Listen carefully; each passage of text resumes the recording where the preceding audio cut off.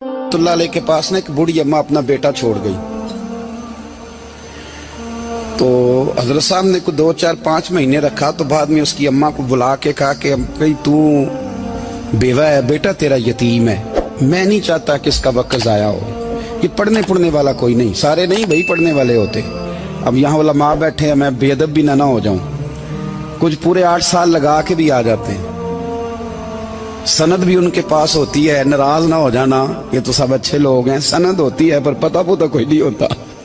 ये आला हजरत ने लिखी है बात। सनद होती है, पूरी डिग्री होती है, उस पर कई लोगों के साइन भी होते हैं। तो बहुत सारे तालिब इल्म ऐसे होते हैं जो मदारस में कहते हैं मैं फाजल फलाह हूँ, लेकिन कोई शय पास। तो मौलाना सरदार अहमद साहब मुहद्दिस आज़म पाकिस्तान रहमतुल्लाह अलैह उस बूढ़ी को कहने लगे तेरा बेटा कुंद देना है, पढ़ना पढ़ाना इसने कुछ भी नहीं, तो यतीम बच्चा है, कल को तो कहेगी कि मेरे बेटे ने वक्त ज़ाया किया तो वापस ले जा। बूढ़ी अम्मा रोने लग गई, कहने लगी मैं पढ़ाने तो नहीं लाई थी, मैं तो आपको रब का वली समझती हूँ, मैं तो नौकरी कराने लाई थी। नौकरी हजरत अनस बिन मालिक कहते हैं मेरी अम्मा भी हुजूर की बारगाह में दे गई थी। हुजूर की बारगाह में ये नहीं कहा था कि या रसूलल्लाह पढ़ा दें, हाँ हाँ मैं जिम्मेदारी से बात कर रहा हूँ। ये नहीं कहा था हुजूर मुजाहिद बना दें, ये थोड़ी कहा था कि या रसूलल्लाह सल्लल्लाहु तआला अलैहि वसल्लम से मुफस्सिर मुहद्दिस मुहक्किक मुफ्ती बना दें। हजरत अनस की अम्मा कह गई थी सोनिया जब तक ये रहेगा ना आपकी नौकरी करेगा, ये घर के काम काज करेगा, ड्यूटी करेगा, हुजूर ये आपकी नौकरी करेगा। तो मेरे महबूब ने फिर दुआ कर दी, अल्लाह इसे बरकत अता फरमा।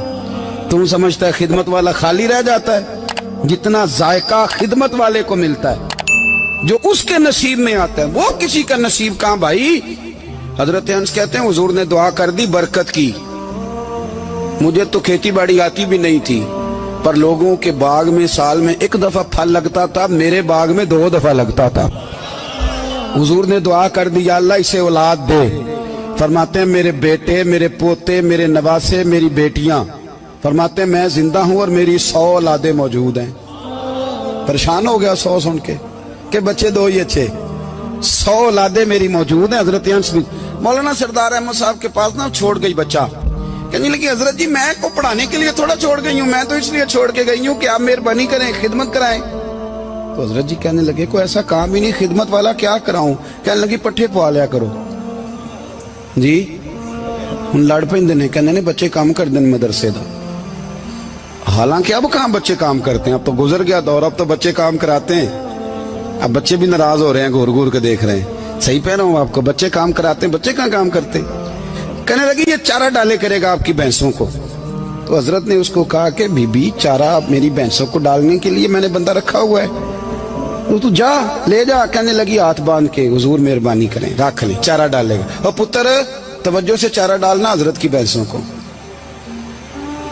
रोने लगी, हजरत ने रख लिया, महीने का खर्चा भी देते। शाम को ना वो सारा दिन काम करता, शाम को आके पैरों में भी बैठ जाता।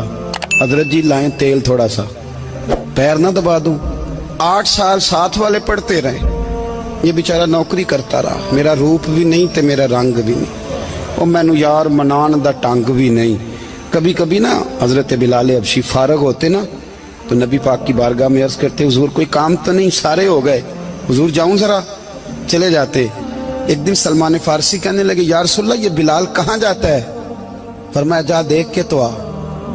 हजरत सलमान वापस आए तो आके रोने लगे, कहने लगे सोनिया जब यहाँ से जाता है ना तो जाके सैयदा फातिमा की चक्की पीसनी शुरू कर देते, बीबी साहबा के काम करने लगता है, घर में जाके असनैन की ड्यूटी करता है, वहां भी काम यहाँ भी काम।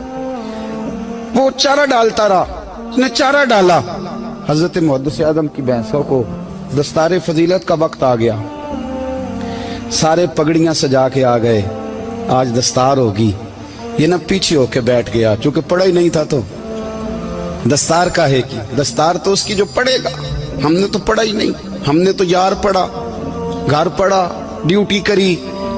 हजरत मुहद्दिस आज़म रहमतुल्लाह अलैह के यहाँ जब ऐलान होने लगा ना कि अब दस्तार होगी, तो हजरत ने पहला ऐलान उसका फरमाया।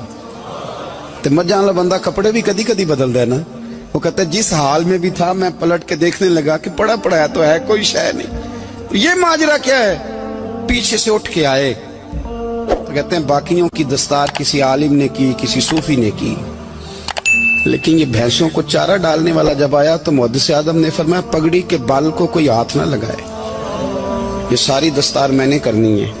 اور فرماتے ہیں حضرت بال بھی دیتے جاتے تھے اور آنسو بھی بہاتے جاتے تھے, ماتھا بھی چومتے تھے, اور فرماتے تھے دستار کے بعد چلا تو نہیں جائے گا یار, مجھے تو عبادت بھی نہیں رہ گئی, مجھے تو چابیوں کو بھی نہیں پتا کون سی کہاں رہتی ہے, جائے گا تو نہیں تو رو پڑا, کہنے لگا سوڑیا جائے تو وہ جس کے پلے کچھ ہے ہو, آتا جاتا تو ہے کچھ نہیں, مجھے کس نے رکھنا ہے, میں نے کہاں جانا ہے, ادھر کہاں تو ادھر ہی رہوں گا.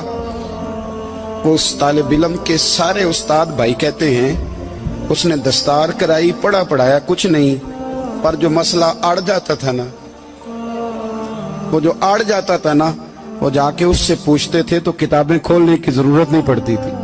حضرت ام سلمہ رضی اللہ تعالیٰ عنہ کہتے ہیں میں نے عرض کی یا رسول اللہ صلی اللہ علیہ وسلم میری بچی بڑی بیمار ہے, تو مجھے کسی نے کہا ہے یہ تھوڑی سی نشے والی چیز ہے, یہ بنا کے تیار کر کے دو صحیح ہو جائے گی, بیمار ہے بچی تو یہ نشے والی چیز ہے, اس کو تیار کر کے دو, تھوڑا نشہ ہے. اگرچہ بعض, میں نے شروع میں کہا, بعض لوگ مریض کو, سخت مریض کو ایسی ادویات جو مجبوری بن جائے اس کی گنجائش اور اجازت دیتے ہیں. محتاط علماء تو اس میں بھی بہت ساری چیزیں پہلے بیان کرتے, لیکن اس نے کہا جی میرا نشہ دینا ہے شفا کے لیے. حضرت ام سلمہ کہتی ہے میرے نبی پاک نے میری طرف دیکھا, میری طرف, تو میں نے کہا یا رسول اللہ آپ کیا فرمانا چاہ رہے ہیں؟ تو نبی پاک نے فرمایا ام سلمہ کبھی ناپاک چیز میں بھی شفا ہوئی ہے, کبھی ناپاک چیز میں بھی, کبھی شراب اور خمر میں بھی شفا ہو سکتی ہے. شفا رب کریم نے رکھی ہے پر شہد کے اندر رکھی ہوئی ہے, شفا اللہ نے رکھی ہے قرآن مجید میں رکھی ہوئی ہے, تو اس میں بھی کبھی یہ حضور نے بیان کیا ہے کہ اس کے اندر شفا ہو سکتی, تو امت کتنی دلیری کرتی ہے جو یہ مشورے دیتی ہے کہ اس کے اندر نشہ ہے, شراب ہے, تو کھانسی چلی جائے گی تو فلانی بیماری چلی جائے گی.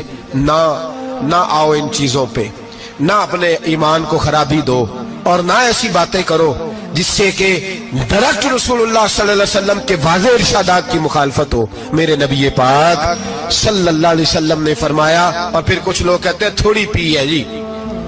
اب تو میں تجزیے میں پڑھ رہا تھا کہ ایسی شراب ایجاد ہو گئی ہے, لوگ شراب پیتے ہیں اور وہ مست بھی رہتے ہیں, کار بھی چلاتے رہتے ہیں, کہتے ہیں جی نہیں ہمارا ذہن معاف نہیں ہوا تو یہ والی صحیح ہے, نشہ نہیں لاتی.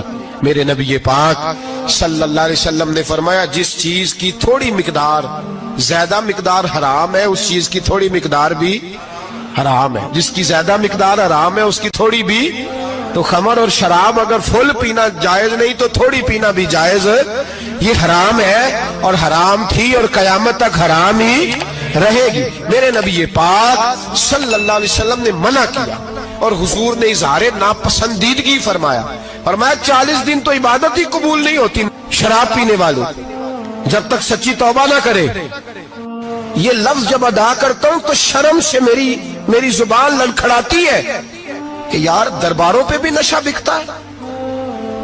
میں یہ بات کر رہا ہوں صوفیاء کا ترجمان, درباروں پہ, مزاروں پہ, اور سجادہ نشینوں تمہیں زمین نگل جائے, آسمان تمہیں لے اڑے, تم پر قہر نازل ہو, تم نے باپ دفن کر کے تو وہاں نشے کا اڈا بنا لیا, ماؤں سے بیٹے چھیننے لگے ہو, عورتوں کے سروں سے کپڑے چھیننے لگے ہو, سہاگ مارنے لگے ہو, بیٹیاں اور بیٹے یتیم کرنے لگے ہو, نشہ بیچتے ہو درباروں اور مزاروں پہ.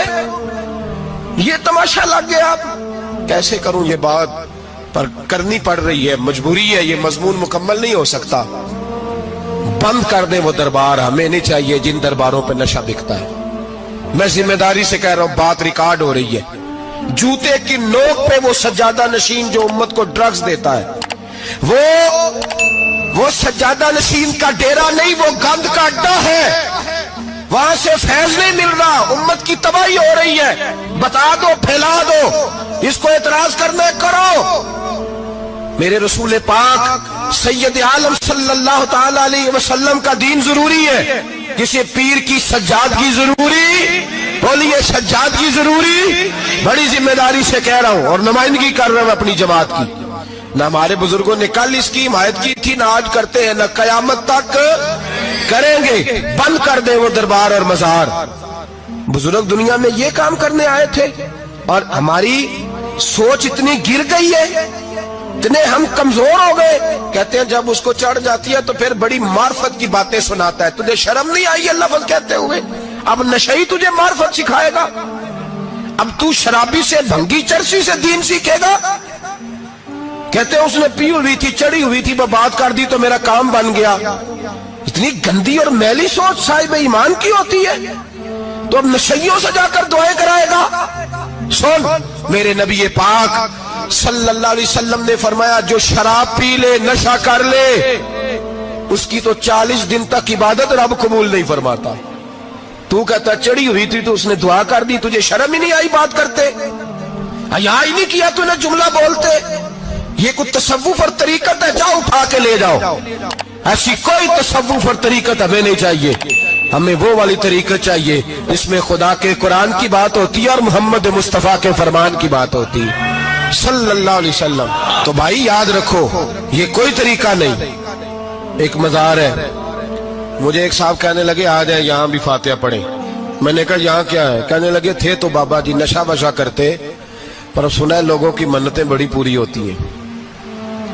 مجھے جذبات بڑے کم آتے ہیں۔ میں نے اس آدمی کو گریبان سے پکڑ لی، میں کہ ادھر ہٹ، وہ تو نشہ کرتا تھا اور تو جاتا تھا، تیری یہ کیسے طاقت ہوئی؟ تو نے مجھے مشورہ دے دیا ہے، تو ہمیں کمزور سمجھتا ہے؟ ہم کمزور ایمان کے لوگ ہیں، اور میں یہاں تجھے کہوں گا نہیں نہیں میں یہاں نہیں جاتا، میں وہاں جاتا ہوں۔ بالکل کوئی لگی لفٹی بات نہیں، کھری بات۔ تصوف وہ، دربار وہ جہاں قرآن پڑھا جائے اور رسول اللہ کی حدیث سکھائی جائے، باقی کوئی مطلب نہیں کسی قسم کا۔ میں داتا صاحب کبھی جاؤں نا جلسہ کرنے کسی کام سے، کسی تقریب میں، تو میں داتا صاحب کے مزار پہ نہیں جاتا۔ میں کہتا ہوں یار یہ جرانہ نہیں کہ بندہ کسی کام آیا تھا تو فاتحہ پڑھ لی، واپس چلو۔ گکھڑ سے سپیشل آئیں گے داتا صاحب کے مزار پہ حاضری دیں، اور میرے سنگی گواہ ہیں کہ میں سپیشل ٹائم نکال کے بہت سارے کام چھوڑ کے سپیشل جاتا ہوں، اور میں مراد ماننے نہیں جاتا، میں داتا صاحب کا شکریہ ادا کر دے جاتا ہوں۔ میں ان سے کہتا ہوں حضور آپ کی مہربانی، آپ یہاں آئے تو ہمارے بڑے بھی رسول اللہ کے غلام بن گئے۔ میں تو سلام عقیدت پیش کرنے جاتا ہوں۔ ہم مزارات پر جانے کے قائل نہیں، بلکہ ہماری تو عقیدت کا درجہ ہی مکمل نہیں ہوتا جب تک ہم مزار پہ سلام نہ کریں۔ پر مزار داتا صاحب کا، مزار خواجہ معین الدین اجمیری کا، مزار غوث اعظم جیلانی کا، مزار محدث اعظم مولانا سردار احمد کا، مزار اولیاء کا، مزار میاں شیر محمد شرک پوری کا، مزار رب کریم کے بندوں کا۔ بھنگیوں چرسیوں کے مزار نہیں ہوتے، اور نام ان مزارات کے قائل ہیں، بالکل قائل نہیں ہم۔ میں تھوڑے دن پہلے لاہور گیا تھا تو میں کار میں میاں صاحب میاں شیر محمد شرک پوری کا ذکر کر رہا تھا۔ میں اپنے دوستوں سے کہہ رہا تھا یار بہت بڑا بابا ہوا ہے، تو مجھے کہنے لگی کرامت کیا ہے؟ میں نے کرامت یہ ہے کہ ساری زندگی سنت کا درس دیا ہے۔ تو مجھے کہنے لگے آپ کبھی گئے نہیں؟ میں نے کہا میں اسپیشل گیا تھا، اور تھوڑے دنوں کے بعد پروگرام بناؤں گا تو میں ساتھ لے کے جاؤں گا۔ ہم مزارات کے قائل ہیں، حاضریاں دیں گے مزاروں پہ، لیکن بھنگیوں چرسیوں کے مزاروں پر جانے کے قائل ہیں؟ زور سے بولے، یہاں جانے کے قائل ہیں؟ کوئی عقیدہ نہیں ہے ہمارا۔ نشہ بکے گا اب مزاروں پہ، اب یہ تصوف ہوگا وہاں، یہ طریقت ہوگی۔ اور ملت پر رحم کھاؤ خدا را۔ اگر تمہارے قومی ادارے کہتے ہیں رپورٹ کرنے والے کہ 70 لاکھ پاکستانی نشہ کرتا ہے، تو کیا تمہیں یہ نہیں پتا کہ نشہ بیچتا کون ہے؟ کیا تمہیں یہ نہیں پتا کہ ڈرگز کا کاروبار کون کرتا ہے؟ اگر تمہیں یہ پتا ہے تو کیا یہ خبر نہیں تمہیں کہ ان رگوں پر یہ خون اتارتا کون ہے؟ میں اپنے بزرگوں سے معذرت کے ساتھ، نشے کا آغاز، ناراض تو نہیں ہو جائیں گے بزرگ، نوجوانوں کو میں لتاڑ لیتا ہوں لیکن بزرگوں کی عزت کرنا سنت ہے، تو میں بزرگوں سے معذرت کے ساتھ یہ یوں سمجھ لیے خوگرے حمد سے تھوڑا سا گلا بھی سن لے۔ نشہ سگریٹ سے شروع ہوتا ہے، سگریٹ سے۔ میں تمباکو کو حرام نہیں کہتا، یہ فتویٰ نہیں دے رہا۔ تمباکو کا حکم وہی ہے جو مولی کا ہے، جو کچے پیاز اور لہسن کا ہے، کہ آپ جب کھا لیتے ہیں تو منہ سے بدبو آتی ہے، تو آپ مسجد میں آئیں تو آنے سے پہلے مسواک کریں، منہ صاف کریں، پھر آپ آ جائیں۔ تو تو جائز ہے, مکروہ ہے لیکن حرام. لیکن تمباکو سے آگے جب حالات بڑھتے ہیں, تجزیہ نگاروں نے لکھا ہے کہ ہمارے پنجاب کے کچھ علاقوں میں اب سگریٹ سے نکال کے نا, پہلے بھی بھرتے تھے لوگ اس میں بڑا کچھ, اب پتہ ہے کہ نیا نشہ ایجاد کیا, اب اس کے اندر چربی بھرتے ہیں اور چھپکلی کو مار کے سکھا کے خشک کر کے اس کو پیس کے وہ ساتھ نشے کے ملاتے ہیں, اور اس کا حال یہ ہوتا ہے کہ آدمی کو زیادہ نشہ ہوتا ہے, اور کہتے ہیں وہ اتنا گند ہے کہ وہ آدمی کسی کو دانت بھی لگائے گا تو وہ بندہ بھی بیمار ہو جائے گا. کیا یہاں لوگ اسپرٹ نہیں پیتے آپ کے ملک میں؟ اور ہم کبھی سڑک پہ جاتے ہیں تو نشئی کو دیکھ کے مذاق کرتے ہیں, دیکھنا میں ہارن لگاؤں گا تو گاڑی کے ہارن سے گر جائے گا, لیکن تجھے پتہ نہیں کہ یہ کسی ماں کا بیٹا ہے, پتہ نہیں کسی بیوی کا شوہر ہے. ایک ہمارے دوست ہیں, بزرگ ہیں, ان کا داماد فوت ہو گیا, نشہ کرتا تھا, تو میں تعزیت کرنے ان کے گھر پہنچا تو کھڑے ہو گئے ہاتھ باندھ کے, کہنے لگے حضرت صاحب باقی ساریاں گلاں چھڑ دیو, صرف نشے تے تقریر کریا کرو. وہ جب جیتا تھا تو تب بھی اس کے بچے یتیم ہی تھے, یتیم ہی تھے. میری بیٹی جب میرے گھر آتی تھی اور میں اپنے پوتوں کے اترے کپڑے اسے پہننے کو دیتا تھا تو میرا کلیجہ پھٹتا تھا, اور میری بیٹی اس کی زندگی میں بھی بیوہ کی زندگی گزار رہی تھی. وہ میری بہوؤں کے اترے ہوئے کپڑے پہنتی تھی, کوئی دعا کرو, کوئی جلسے کرو, یہ لت ختم ہو جائے. اور کہنے لگا اب میرے وہ چلا تو گیا ہے, دادا دادی اس کے پہلے کوئی نہیں, چچا ہے کوئی نہیں, جب تک تو میں زندہ ہوں ان نواسوں کو کوئی روٹی کا لقمہ, کوئی کپڑا مل جائے گا, لیکن سوچتا ہوں میں بوڑھا ہوں, مر گیا تو ان کو کوئی پوچھے گا بھی نہیں, کون ان کی خبر. اتنا ظلم اس قوم سے, اتنی زیادتی, اور آرام سے لکھ کر لوگ گزر گئے کہ یہ 70 لاکھ ہے, ان کا درد تو سمجھو, تکلیف تو سمجھو. 7 فٹ کا سونا جوان اور نشے کا عادی ہے تو کسی نالی میں پڑا ہوا ہے. اور میں نے کہا اس قوم کے ساتھ اس سے بڑا بھیانک مذاق کیا ہوگا. کوئی دانشور تھا بڑا ظالم, اس ظالم سے کوئی مشورہ لینے آیا, اس نے آ کے کہا تو بڑا ظالم ہے, بڑے کڑوے مشورے دیتا ہے, میرا ایک دشمن ہے, میں اس سے بدلہ لینا چاہتا ہوں, میرا دل کرتا ہے اس کا بچہ قتل کر دوں تاکہ وہ تڑپے. تو ظالم نے کہا اسے قتل نہ کر, وہ تو اس کا باپ 2-4 مہینے رو کے چپ کر جائے گا, پھر میں سخت سزا دینا چاہتا ہوں, مشورہ دے. تو اس نے کہا اس کے بچے کو نشے پہ لگا دے, جس کا بچہ نشہ کرے گا وہ باپ روز مرے گا, روز جیے گا, وہ ماں روز مرے جیے گی, نشے پہ لگا دے. اس قوم کے ساتھ سب سے بڑا ظلم یہ ہوا کہ ملت کا جوان نشے پہ لگ گیا, ڈرگز پہ لگ گیا. اتنے تباہ حالات ہوئے کہ جوان چڑھتی جوانیاں, اماں نے کتاب دے کے بھیجا تھا, اور کالج سے واپس آئے تو نشے کے ٹیکے ہاتھوں میں پکڑے ہوئے, ٹیکے. اور آپ کے اس ملک کے اسلام آباد میں ایک دن میڈیا نے وہ خبر بھی وائرل کی اور وہ چیز بھی دکھائی لوگوں کو, 3 مہینے کا بچہ لے کے نشئی سڑک پہ آ گیا. اس نے کہا میرا نشہ ختم ہو گیا, میرا بچہ خرید لو, 2 پڑیاں دے دو. تو وہاں بیبیاں جو سن رہی تھی وہ بھی چیخیں مار کے رو رہی تھی. یہ ظلم کیا اس قوم کے ساتھ, اور کرپشن کی لعنت نے اجازت دی سپلائی کرنے والوں کو کہ گلی گلی بیچے, گلی گلی. انہوں نے کچھ تھوڑا ظلم نہیں کیا ان حکمرانوں نے, اور ہماری اپوزیشن اس کو نہ صرف اتنا پتا ہے کہ یہ جائیں اور ہم آئیں, اس سے زیادہ کوئی غرض نہیں. بھائی کرپشن کے خلاف نکلے ہو تم, نشے کے خلاف کس دن نکلو گے, جوئے کے خلاف کس دن, قوم تو مر رہی ہے نشے سے, اس کے خلاف میدان میں کب آؤ گے. صرف اتنا ہے کہ یہ جائیں اور ہماری باری آئے, اس سے زیادہ کچھ نہیں. جتنے مجرم وہ ہیں اتنے ہی تم بنتے جاؤ.